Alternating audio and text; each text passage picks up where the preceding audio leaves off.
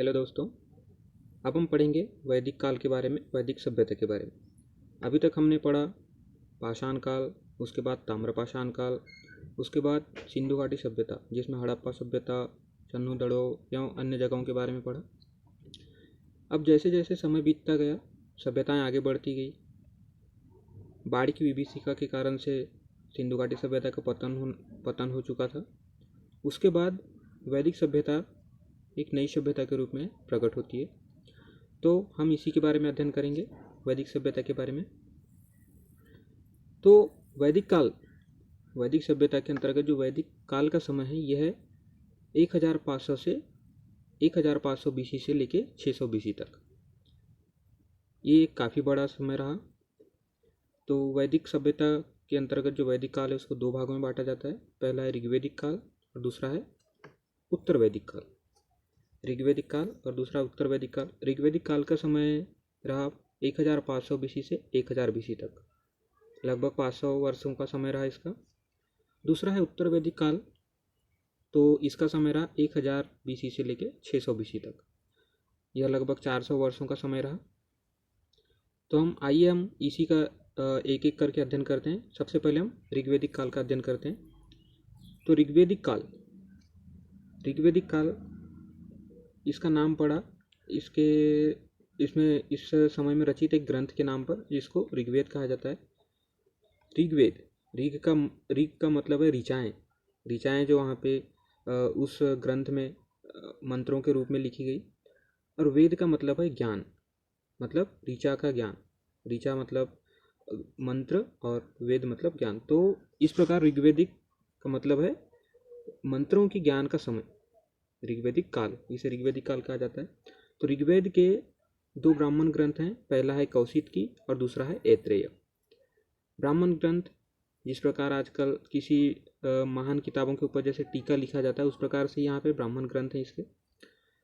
इस समय का प्रधान ग्रंथ है ऋग्वेद, जैसा कि हमने अभी चर्चा की। ऋग्वेद जिसमें 10 मंडल हैं, 10 मंडल अर्थात 10 भाग, जिसमें 2 से 7 मतलब 10 भागों में जो दूसरा से लेके 7वें भाग तक का है, ये प्राचीन भाग, प्राचीन मंडल है। इस समय इस ग्रंथ में विभिन्न प्रकार की नदियों का वर्णन है, जो कि वर्तमान में भी बहुत उपस्थित हैं। इसमें पहली नदी का वर्णन है विपाशा, जिसको आज हम व्यास के नाम से जानते हैं। व्यास नदी आप यहाँ देख सकते हैं, ये है व्यास नदी।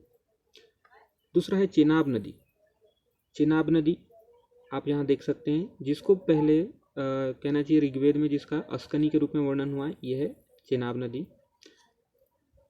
नेक्स्ट नदी है रावी नदी, जिसका परुश्रोणी के रूप में वर्णन हुआ है। यहाँ पे देख सकते हैं रावी,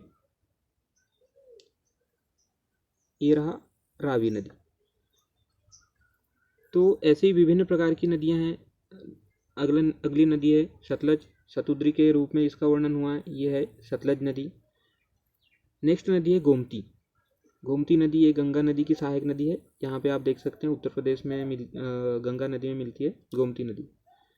कुर्रम यह सिंधु नदी की एक सहायक नदी है, ये लगभग यहाँ पे स्थित है। तो कुर्रम नदी भी इसकी एक सहायक नदी है सिंधु की, और इन सारी नदियों का इसमें वर्णन है। अब आगे देखते हैं काल निर्धारण। जैसा कि हमने पहले देखा, ऋग्वैदिक काल जो है सिंधु घाटी सभ्यता के बाद हुआ, परंतु उसके निर्धारण के लिए विभिन्न प्रकार के लोग या भूगोलवेत्ता या जो भी मतलब अपने अपने समय के महान लोग हुए, उन्होंने इसका काल निर्धारण करने की कोशिश की। तो इस क्रम में आगे बाल गंगाधर तिलक इन्होंने 6000 BC बताया, 6000 वर्ष पूर्व। दूसरा है जैकोबी ने 4500 BC से लेके 2500 BC वर्ष पूर्व बताया। तो ये इन दोनों की गणना खगोल विज्ञान पर आधारित थी। इन चीज़ का ध्यान रखिए, इन दोनों की गणना खगोल विज्ञान पर आधारित थी। आगे चलते हैं। अब देखते हैं यहाँ पे साक्ष्य यहाँ पे ये मृदभांड थे, गेरुवर्णी, सॉरी यहाँ पे ये दब गया है, ये गेरु है, आप ऐसा लिख सकते हैं गेरुवर्णी मृदभांड थे, मतलब गेरुआ रंग के मिट्टी के बर्तन पाए गए। ये एक आर्यों की सभ्यता थी।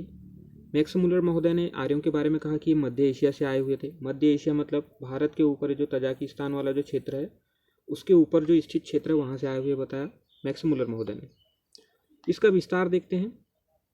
ब्रह्मावर्त, ब्रह्मावर्त अर्थात सतलुज और यमुना नदी के बीच का क्षेत्र। तो ये हुआ हमारा सतलुज नदी और ये हुआ यमुना नदी। ये जो दिल्ली वाला क्षेत्र है यहाँ पे यमुना नदी।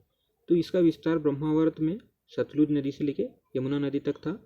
और अगर पूर्णतः विस्तार देखा जाए तो यह पूर्व में तिब्बत, ये हो गया अपना तिब्बत वाला क्षेत्र चीन में, से अफगान तक। अफगान यहाँ पे देख सकते हैं आप, ये पाकिस्तान के लेफ्ट साइड में अफगानिस्तान है, तो यहाँ तक। ऊपर में तुर्कमेनिस्तान से, तुर्कमेनिस्तान आप अफगानिस्तान के थोड़े से ऊपर जाएंगे तो यहाँ पे तुर्कमेनिस्तान मिलेगा आपको। तुर्कमेनिस्तान से लेके अरावली पर्वत तक। अरावली आप देख सकते हैं यहाँ पे राजस्थान वाला जो ये लूनी नदी जहाँ से निकलती है राजस्थान में, ये अरावली वाला ही क्षेत्र है। तो इस प्रकार से इसका विस्तार था। आगे देखते हैं आर्य कबीला। चूंकि आर्य पहले कबीलों के रूप में स्थायी कबीलों के रूप में रहा करते थे, तो कबीलों की एक बनावट होती थी जिसमें कुल एक परिवार मान सकते हैं, कुल होते थे। कुल को मिलाकर एक ग्राम बनता था। आजकल भी वैसे देखा जा सकता है कि ग्रामीण जीवन, अगर आदिवासी लोगों का अगर ग्रामीण जीवन देखा जाए तो कुछ परिवार होते हैं जो कि मिलके एक ग्राम की संरचना बनाते हैं। ग्राम से विष का निर्माण होता था। ग्राम अगर मान लिया जाए कि 2 से 4 ग्राम मिलके एक विष का निर्माण करते थे, और 2-4 ग्राम से विष और विष जो बहुत सारे विष मिलके एक जन का निर्माण करते थे, जिसे कबीला कहा जाता था। अब अगर एक अभी के समय में देखा जाए तो एक क्षेत्र में जैसे जन हुए, ग्राम हुए, ग्राम को मिला के एक तहसील बनती है। तहसील को मिलाकर, बहुत सारे तहसील को मिलाकर वैसे अभी जिला बनता है, परंतु पहले के समय में क्या है, जन बनता था, जन, जिसको कबीला कहा जाता था। और बहुत सारे जन को मिला के एक राष्ट्र का निर्माण होता था। तो उस समय इस प्रकार की संरचना थी। इसमें प्रमुख अगर कबीला देखा जाए आर्य कबीलों में, तो भरत कबीला प्रमुख था, जिसके गुरु वशिष्ठ थे। इस चीज़ का ध्यान रखिए, उसके गुरु वशिष्ठ थे। इस समय का समाज देखा जाए तो पुरुष प्रधान समाज था, पुरुषों की ज़्यादा प्रधानता थी। उपनयन संस्कार स्त्री और पुरुष दोनों के होते थे, इस चीज़ का ध्यान रखिए। उपनयन संस्कार अर्थात ज्ञान के शिक्षा के लिए, अभी की जैसे स्कूल या पाठशालाओं में अध्ययन करने के लिए जाते हैं, उससे पहले एक संस्कार होता है, तो उसे उपनयन संस्कार कहा जाता है। तो स्त्री और पुरुष दोनों का उस समय उपनयन संस्कार हुआ करता था आर्यकालीन सभ्यता में। इसमें खान पान देखते हैं। इनका खान पान अधिकतर तो वैसे साग सब्जियां खाते थे, परंतु पहले से चला आ रहा मांस का भक्षण ये भी चलता था। परंतु जो मांस होता था वो बहुत ही कम खाया जाता था, या यूं कहो कि पूजा पाठ के समय अगर किसी पशु की बलि दी जाती तो प्रसाद स्वरूप उसका सेवन किया जाता था। तो ये मांस का सेवन बलि स्वरूप किया जाता था। धर्म देखते हैं। धर्म उस समय देवता और पशु या प्रकृति, इन सभी की पूजा के बारे में हमको जानकारी मिलती है कि देवता या पशु के बारे में उनकी पूजा की जाती थी। इस समय अगर देवता देखा जाए, देवता इंद्र का वर्णन मिलता है हमें ऋग्वेद में, अग्नि का वर्णन मिलता है, वरुण का वर्णन मिलता है, सूर्य का वर्णन मिलता है, यम चूँकि मृत्यु के देवता, विष्णु यज्ञ आदि के लिए विष्णु का, धौंस उस समय ऋग्वेद में हमें धौंस के रूप में वर्णन मिलता है, जो कि मूल रूप से बृहस्पति का ही नाम है। तो इस प्रकार इन देवताओं की पूजा होती थी। परंतु दयानंद सरस्वती जी ने कहा है कि ये एकेश्वरवादी थे। चूँकि यहाँ पे हमें बहुत सारे देवताओं का वर्णन मिलता है, परंतु दयानंद सरस्वती जी की अपनी अलग व्याख्या है। उन्होंने इस सभ्यता को एकेश्वरवाद के रूप में माना है। इस समय अर्थव्यवस्था अगर देखा जाए तो अर्थव्यवस्था मुख्यतः पशुचारण थी, खानाबदोश जीवन जीते थे। खानाबदोश जीवन क्यों?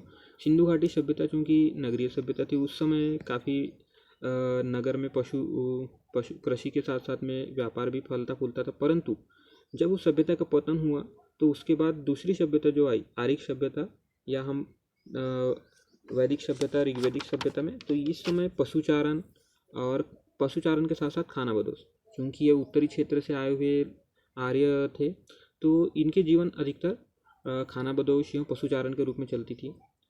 तो इस प्रकार हमने देखा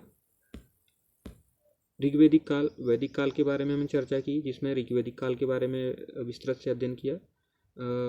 अब मैंने आपको बताया कि कहाँ कहाँ पे क्षेत्र थे, कौन कौन सी। वैसे ये सभ्यता नदियों के किनारे ही ज़्यादातर विकसित हुई। तो नदी नदी के किनारे विकसित होने के कारण नदियों की सभ्यता भी है, एक प्रकार से कहा जा सकता है। तो ठीक है दोस्तों, अगर आपको पसंद आता है तो इसे शेयर कीजिए। विभिन्न प्रकार के एग्ज़ामों में ये काम में आ सकता है। ठीक है, धन्यवाद।